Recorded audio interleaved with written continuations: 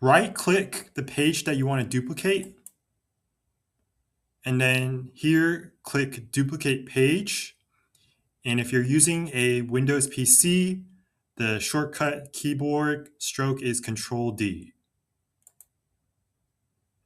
You can also come to the bottom right corner and click Grid View. If you want to duplicate multiple pages, let's say, for example, I want to duplicate page 10 through 13.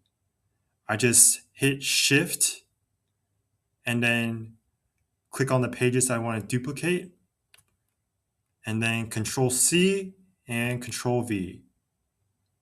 And that will duplicate the pages that I want.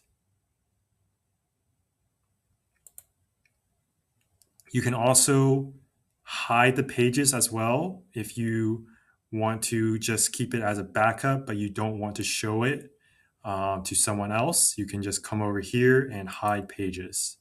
And so now these pages are hidden from other people if you're presenting it. So if you have any questions or comments, be sure to leave it down in the comment section below. If you enjoy my videos, consider subscribing to my channel. Thank you and have a great day.